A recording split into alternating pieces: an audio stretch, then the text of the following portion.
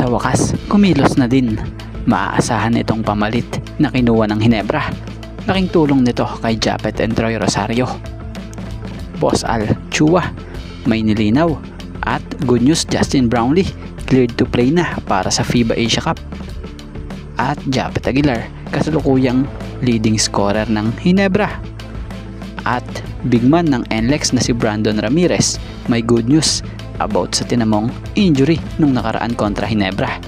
So yan ang ating mga tatalakayin.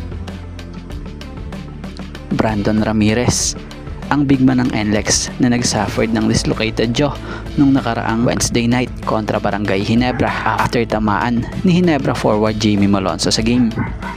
So batay sa report, nagtamo ng dislocated jaw etong big man na ito. Pero ang goods naman dito, nung in x-ray, di umano ito'y walang kahit anong fracture ang kanyang natamo. At about sa dislocated niyang jaw, naibalik naman daw agad ng doktor. So kung tutuusin, napakasakit talaga nun. Kita naman natin na talagang ininda niya.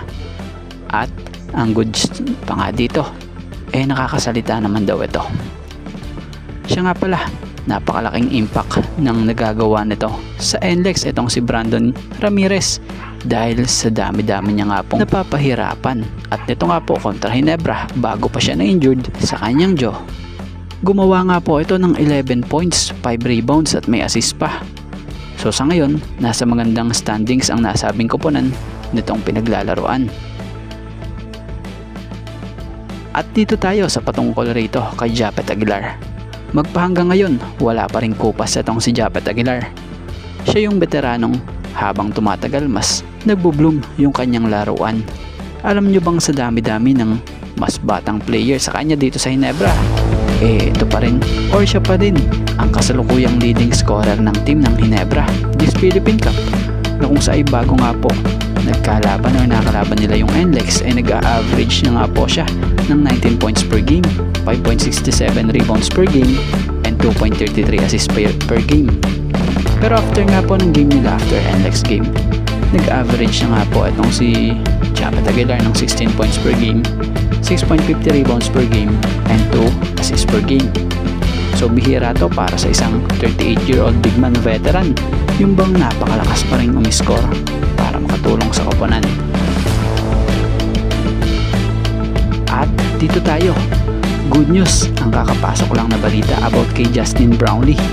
Gaya na lamang sa pagkumpirma ng spin, credit po sa ayon nga po sa post nito or update nila. Hinga Bayan, no FIBA suspension for Brownlee ahead of Gilas bid in Asia Cup.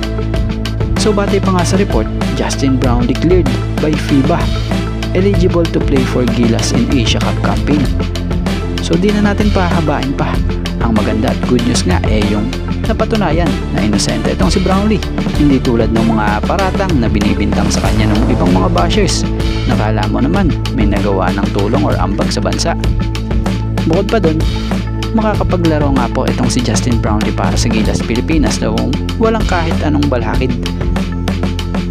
So about nga po sa nabanggit naman ni Boss Al patungkol dito, may nilinaw nga si Boss Al sa interview sa kanya ng tiebreaker, credit po. Base sa ilang pagkakaintindi natin, walang suspension kay Justin Brownlee at mali yung chismis. About naman sa injury noon sa daliri ni Brownlee, ayon sa pagkakaintindi natin sa nasambit ni Boss Al, so dito inoperahan si JB, naoperahan ng araw nung nakaraan pa. At fighter nga raw itong si JB, kaya nakasisigurado na maglalaro ito. So about sa concern kung makakapaglaro ba daw ito sa Asia Cup, so ang sagot po dito ay makakapaglaro nga raw po ito. Naglaro nga raw kasi si Justin Brownlee nung may bali kahit ayaw nilang paglaruin na ito. Pero mismong si Brownlee nga raw ang nagsabi na maglalaro siya.